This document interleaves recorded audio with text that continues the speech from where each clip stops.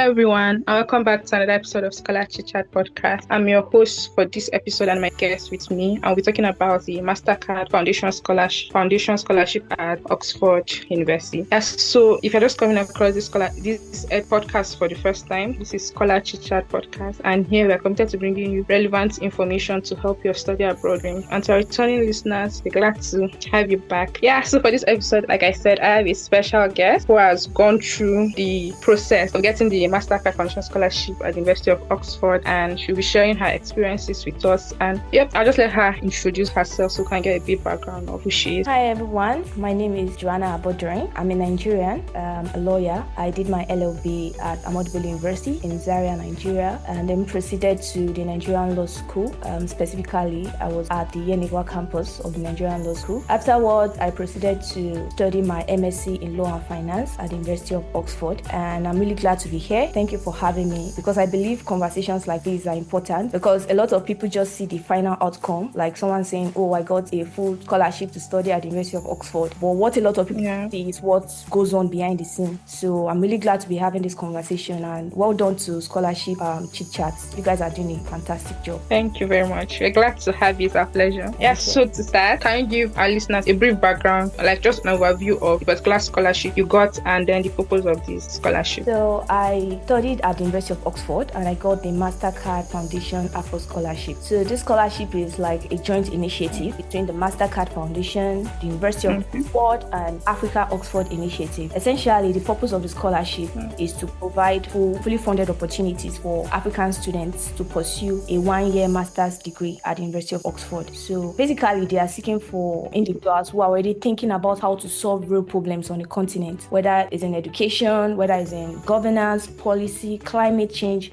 just name it. So what they do is they are going to support you by giving you the scholarship so you can study at the University of Oxford. The intention is for you to be able to proceed and be able to make meaningful contributions to the continent later on. That's lovely. That's beautiful. So how did you first hear about the scholarship and what motivated you to apply? Yeah, so I first heard about it from a friend who was studying at Oxford at that time. And that's why I always tell people that sometimes the biggest opportunities come from just having the right conversations with the right people. So I was speaking with him, and he told me about the fact that one of his friends, because he actually didn't get the scholarship, but he told me about his friend who actually got the scholarship. And he said lots of good things about the scholarship. So that actually prompted me to do more research about the scholarship. And then I actually discovered that, this is something that I really need to apply for. Because apart from the fact that they will provide you with full funding, another thing that actually motivated me to apply for that scholarship is the purpose behind the scholarship. So Mastercard Foundation AfOx Scholarship is not just looking for anybody. They are looking for people who are committed to making meaningful contributions to Africa. And as someone who is passionate about development and giving back, I just knew that this is something I needed to go for. So when they reached out for the interview, I gave it my all, and I just felt like I needed to get into the scholarship. That's nice. So were you actively applying for scholarship before then, or this was your first scholarship to apply for? So I was applying for a lot of scholarships. I applied for quite a lot. The good thing about University of Oxford is that there are a lot of scholarship opportunities. So I didn't want to, just like the popular saying goes, that you should not keep your eggs in one basket. So I applied for a lot of scholarships, and so glad to have got Mastercard Foundation AfOx Scholarship. I'm so grateful to have gotten it. But to your question, I applied for a lot of other scholarships, but I actually got the Mastercard Foundation Scholarship. That's nice. Congratulations. So the next question, for our listeners that are just sharing about the scholarship for the very first time, they don't know what the scholarship entails, or they don't know anything about the scholarship. Can you tell us what the scholarship covers? Yeah, so the Mastercard Foundation AfOx Scholarship is a full scholarship because it covers the tuition. They're going to pay your tuition, give you money for the living expenses, pay your visa fees, your fees for your flight, and they're also going to give you a settling in allowance when you arrive. So financially, scholarship is a big barrier. But beyond the financial aspect, also a part I'm really interested in, the scholarship will provide you with the necessary support system and community. So we had a lot of leadership trainings where people will come to tell you a lot of things about how to make impact, tell you about how to actually share your story in the best way possible. A lot of trainings for personal development, and we even had retreats where the scholars came together in a very calm environment. We came together to reflect and to learn. So apart from giving you the necessary finances or necessary funding needed for studying in Oxford, the scholarship will also give you that community. So we had a community, African scholars. We constantly met.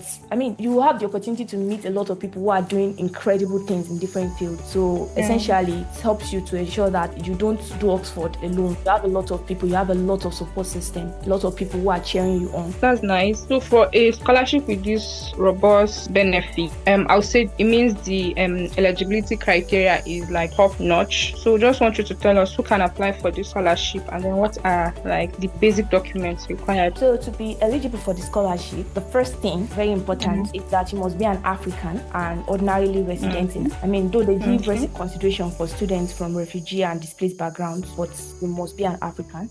And then the second thing is that you need to apply for a 1-year master's program at Oxford and be able to secure an offer before you can even be qualified for scholarship. Then another thing is that you should be able to demonstrate leadership potential and actually show a record of service in your community. So they are looking for people who have that leadership potential and people who have done a lot of things for the community. I mean, so when I say a lot of things now, I'm not saying you should have been able to like lift your entire community from poverty, but you need to show the prospects of giving back to society someday. And then also, thing for you to be able to qualify is that you should not have previously completed a graduate degree because of the need to be able to this funding to a lot of people. I feel that's why they brought in this requirement. So if you have maybe done your master's before you've done your PhD, you shouldn't be applying for the scholarship because you're not eligible. And then another thing is that you must be able to demonstrate alignment with AfOx values. So AfOx has some values, and I would actually recommend that we check the website for these values. These values are there, so you must be able to show that you're actually aligned with these values. And then also you must be able to show commitment to Africa's development and also explain how your past work and also what you are currently doing now will help you to address changes that are actually affecting the continent. So basically, these are the things that will be needed for you to be able to be qualified for this scholarship in the first place. But in terms of documents, the thing about the scholarship is that you do not need to make like a separate application for the scholarship. So what they actually going to assess will be the documents that are submitted for your course. So for instance, now you're applying for a master's in law and finance, you will submit some documents like your transcript, your CV, your personal statement and all. You submit it to your faculty, and so those are the documents that they are going to assess and actually determine who they want to invite for the interview. So it's not as if you have to do like a separate application and say, oh, okay, I'm done applying for the University of Oxford, I'll start scholarship now. No, it doesn't work like that. And so that actually makes the process to be more direct, in the sense that once you've gotten admission, you meet what they are looking for, they can invite you for an interview for the scholarship. Okay, so can you hear me? Yeah, I can. Okay, so when you are applying for University of Oxford, is there like any way you can, when applying for the University of Oxford, is there like somewhere you can indicate that you are interested in the Mastercard scholarship, or you just apply and then hopefully wait for them to call you for interview? Yes, you just apply and then hopefully wait for them to call you for an interview. But from my understanding, the fact that you're an African in itself is something that should make you qualified. I mean, they have other things they are looking at, but I know that a lot of people who get offer, I mean, this is based on personal experience, a lot of people who told me that, oh, they've gotten an offer, usually get like they get called for an interview. So once you're an African, most times they just call you for an interview. But there's like a place where you indicate. I mean, when you're applying, so that means now we're focusing on the eligibility and for all. So I mean, say you're in Nigeria, they know you're an African, but there's not like a separate place where you say, oh, please, I'm interested in applying for Mastercard for scholarship. Okay, so now it means we are going to be focusing on the eligibility criteria for Oxford University, because you have to get an offer first from them. Yeah, well, I mean, it's not that direct, in the sense that for Oxford University we have different courses. So the eligibility criteria for my course will be different from another person who is coming to study for another course. For instance, my course now, MLF, that's Masters in Law and Finance, there was a requirement to write an essay, like a law and finance essay. But a person who is applying for the BCL or applying for another course will not need to write that essay. So that's where it gets a little bit dicey, because for Oxford, the requirement is really based on your course. So some courses require you to even do interviews to get admission. For my own course, okay, so can you say, maybe, I don't know if you've heard of anyone or you've met someone that got admitted with maybe HND or maybe not a first class graduate? So like got admitted sense that they got into Oxford or they got the scholarship, because I think yes, got the scholarship. Yes, so I I don't believe that the scholarship is strictly for first class graduate, because I've seen people who got first class and who got selected. Because it's not really just about grades. If you check the website, you see that there are about 4 things they are looking for during the course of the interview that they want you to actually preference to. So it's not really just about whether or not you made the first class or not. And then for HND too, I've not seen somebody based on like my own personal experience, but one thing I'm sure of is that if your course in the University of Oxford will allow you to be able to apply with an HND, then I don't think AfOx will deny the scholarship just because you don't have a BSc or you don't have LLB or BA or something. So it's really just about your course. If your course can allow you to get in without a first class, if your course can allow you to get in with just HND, then definitely I don't see any reason why AfOx will deny you the access to the scholarship just because you don't have a first class or because you have HND rather than like BSc or a BA, as the case may be. Thank you very much for that answer. The next question, how competitive is the scholarship and how can applicants position themselves to get the scholarship? Yeah, so it's very competitive, honestly, because you are competing with some of the strongest candidates across Africa. I'm talking about people with excellent academic backgrounds, people with leadership experience, people with strong goals, people who are passionate about development. But that doesn't mean you cannot get it. The fact that you are competing with a lot of people doesn't mean you cannot get it, because those people are good, but you're equally as good as they are. So what I've realized is that it's not just about being the best on paper. It's not just about you saying that, I made the first class, I'm the first to do this.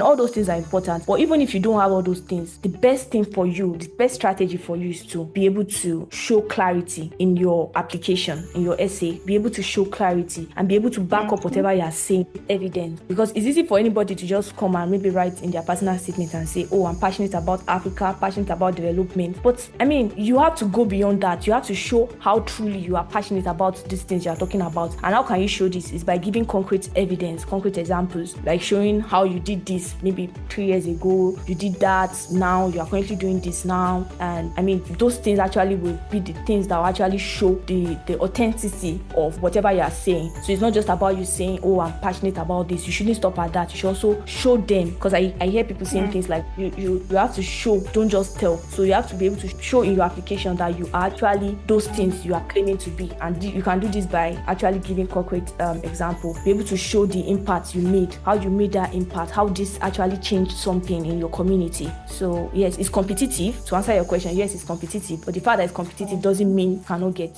in. You can definitely, but you're also a strong candidate. You also have to show how you are actually aligned to AfOx scholarship. You have to show how you actually align to what they are looking for. You have to understand what AfOx actually stands for and be able to reflect that in your story, because they already know who they are looking for, the kind of candidates they are looking for. It's actually like your job to show how your journey fits into their own vision. Okay, so all this now you're going to write it in your essay when applying for Oxford University. Yes, your personal statement should be able to show this, but even not, it's beyond your personal statement, because we'll still get to that part of where I'm going to talk about this interview itself, because it's not automatic that once you get admission into Oxford, you get the scholarship and you are in. It's not that automatic. So you get the admission and then they can call you for an interview. So during the interview, you have to, all these things I'm saying, you have to actually be able to show them. Yeah, so let's your interview them. Okay, so let's talk about writing the personal statements now. Yeah, can you share tips on how to write the personal statement, a standout personal statement? Okay, so for this, to be honest, it depends on what your course is actually asking for. So even if I'm sharing tips, it's going to be based on what my course needs. Because for some, for instance, my own course, the personal statement is just about 500 words. But that is going to be different from what somebody who is writing personal statement that requires them to write 2,000 words, 1,500 words will be saying.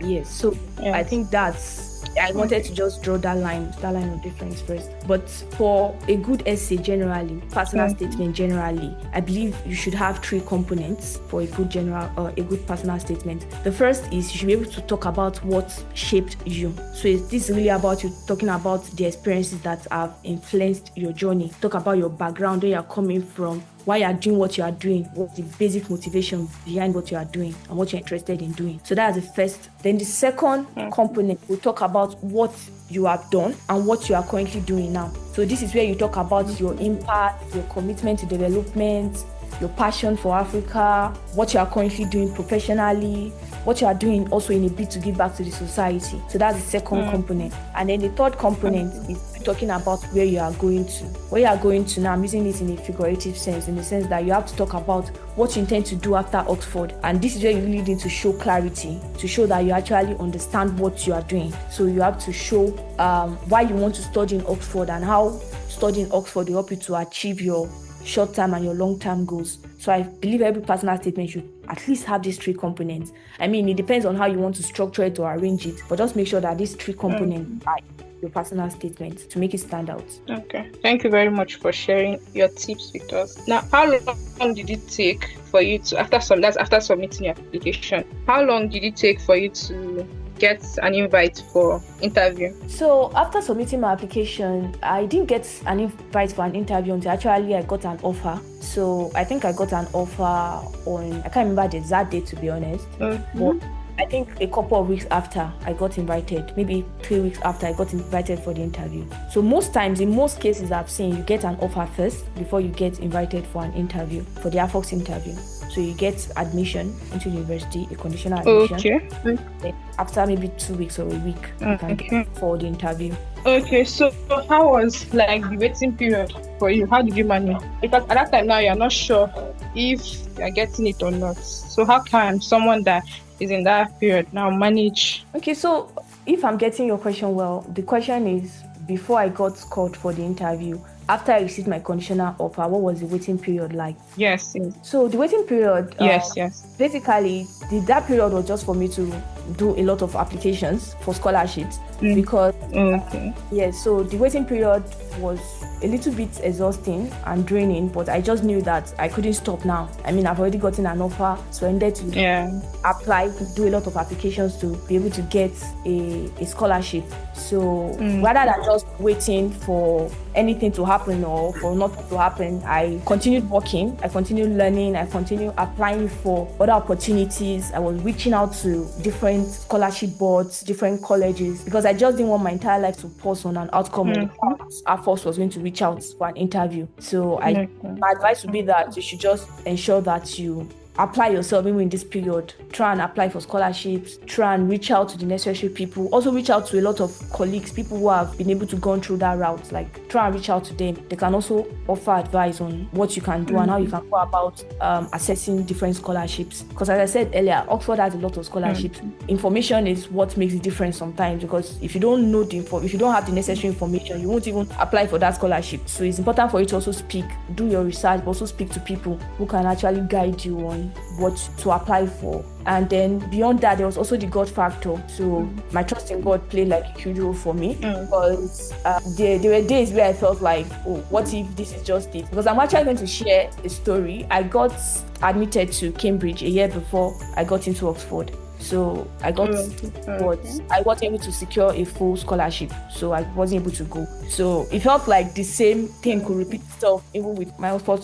offer. So even getting the Oxford, a lot of people know when you see an offer, you'll be so happy because you feel like, oh yes, I'm getting to Oxford. But me, I don't think I expressed that excitement, to be honest, when I saw my offer, my conditional offer, because I knew that I had gone through that similar phase before. So it was a little bit draining for me, but I just kept trusting in God, and I knew that no matter what, God has the best plan. And for my own course, it's kind of funny also because there was this requirement for a deposit. I needed to pay a deposit of £10,000. And if you are someone who works in Nigeria, you know that even if you are earning a lot in Nigeria, by the time you convert to maybe pounds, your money looks like it's almost nothing. So that £10,000 was actually a lot for me at that time to be able to afford. It was a little bit disturbing, and then I also tried reaching out to know if the deadline for me or maybe extend it, but they kept just telling me that they are not very sure about that. So there was a lot of uncertainty around that time, but God actually came through for me, because 2 days before my payment deadline, the deadline for my deposit, I actually got the Mastercard AfOx scholarship. So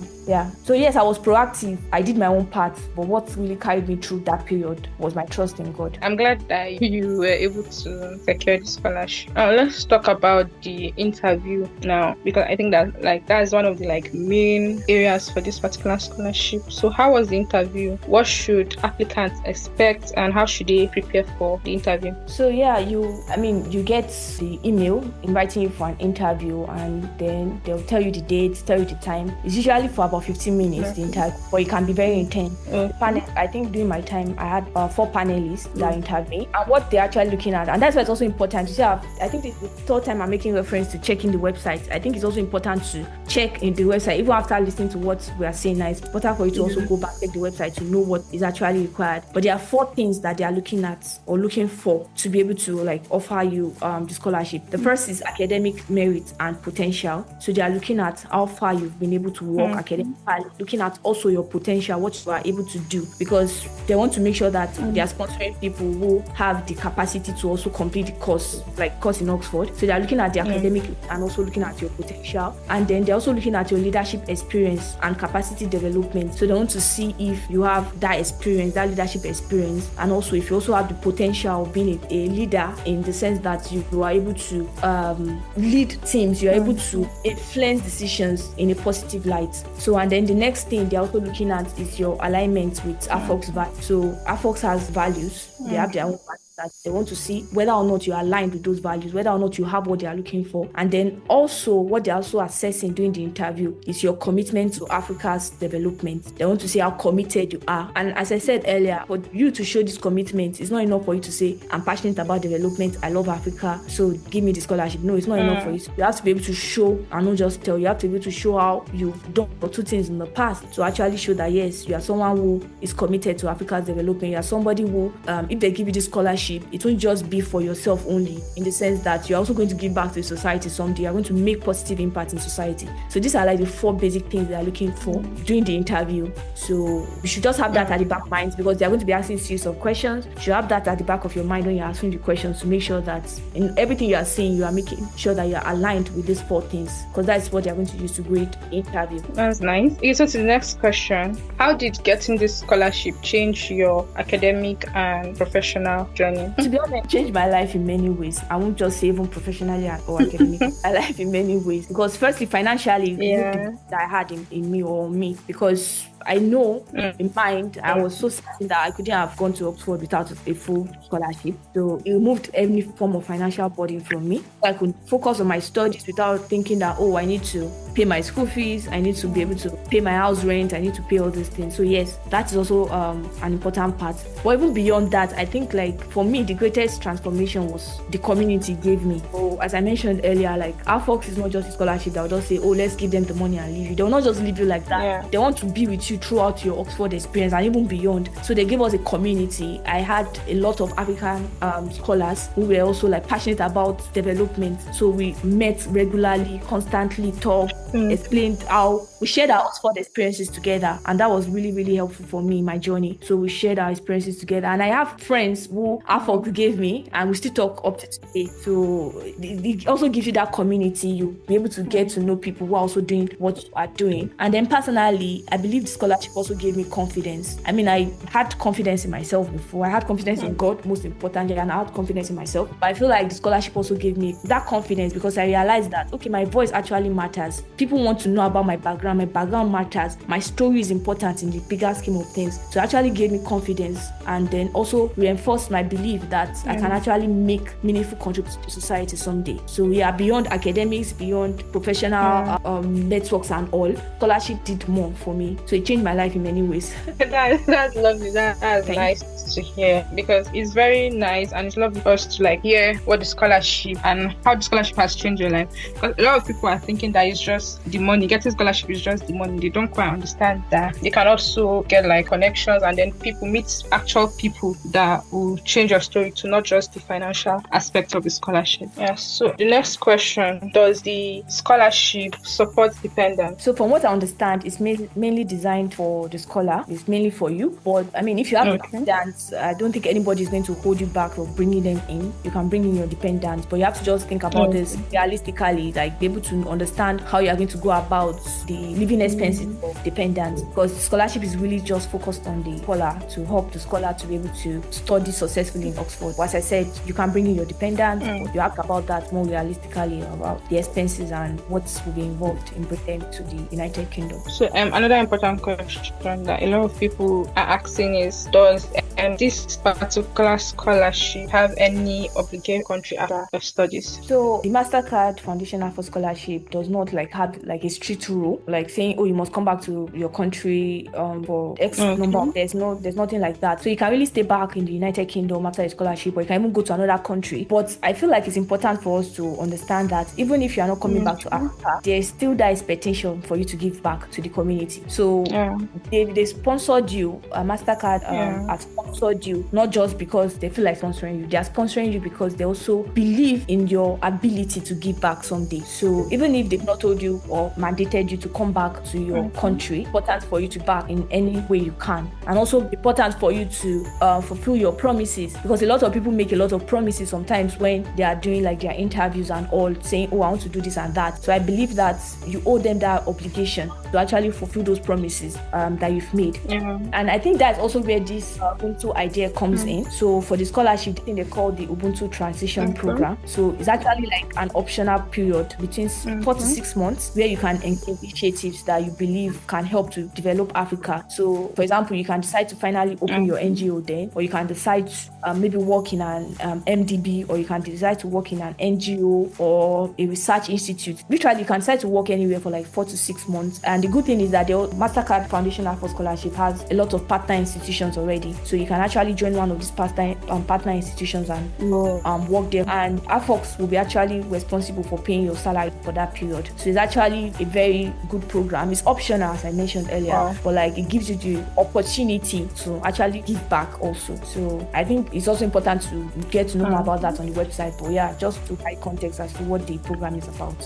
Thank you very much for that answer. Now, to my favorite question on this podcast, what was your biggest cultural shock when you moved to the UK, and how did you adjust both academically and socially in a new country? So my biggest culture shock, I think for me, is the communication style, because I've had a lot of actually sharing this experience, but I didn't know what it's like to experience it firsthand. So coming from a country where people are more direct when they say things. In the United Kingdom, they are very polite and they are quite indirect. So for example, now if you're asking for making a request, instead of someone to tell you an outright no, they can say, oh, I'm not sure, or oh, that may be really difficult. And so if you are not very you won't even know if that's a yes or a no. But over time, I was able to read between the lines and understand that when I start hearing things like not really, I'm not sure, I just know that may be a no. So yeah, just go on to show how different cultures actually express themselves sometimes. So I think that was the biggest shock for me. And then for the other question on how I was able to adjust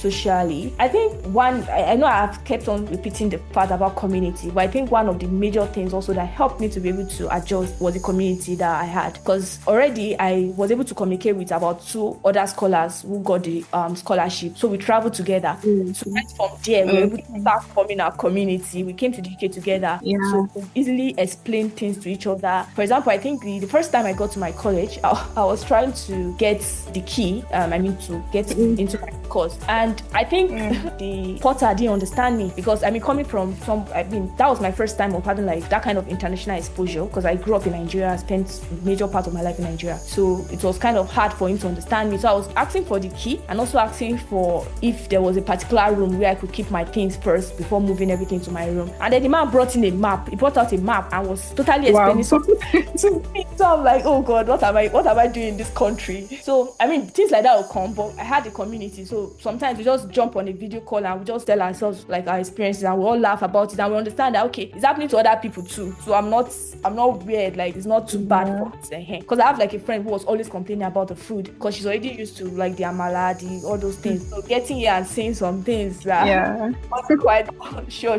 But having a community also helped me to be able to balance. I knew that anything I'm going through is not peculiar to only me, and I had people I could always share my experiences with. So that actually helped me to be able to adjust well into the system. Thank you very much for sharing your experience with us. So now for the last question, I want you to give a word of advice advice to maybe any applicants or any set of applicants that may apply for this scholarship and then they might not be selected, what will you say to them? So my advice is that you shouldn't let that rejection find you. I mean, it's not that scholarship is extremely competitive. So if you are not selected, it doesn't mean you are not good enough, because it's easy for you to start thinking that, oh, maybe I'm not what they are looking for, I'm not a material for a scholarship. No, don't judge yourself, don't write yourself off. Instead, I think you should learn from the process, improve your applications, people who have been able to go through that route, and then apply again. So I would just like to let you know that giving up should never be an option. Don't ever let it shut down your ambition. If you are not selected, try again and again and again. Just don't give up. Thank you. Thank you very much for your advice. And I'm very sure it's going to encourage someone out there that is feeling like he or she is not good enough or about to give up on applying. So thank you. Thank you so much for having me. Thank you for sharing your journey and your insight with us. Thank you so much for having me. I'm very glad to have been able to share my experience with you. Thank you. And I wish you all the best. I'm cheering you on, and yes, I trust that you are all who are capable of doing great things. So don't ever give up. Thank you. Thank you very much. So to our listeners, I hope you found this episode helpful. Remember, opportunities like this give you the chance. So don't give up, keep trying and stay inspired. See you next time.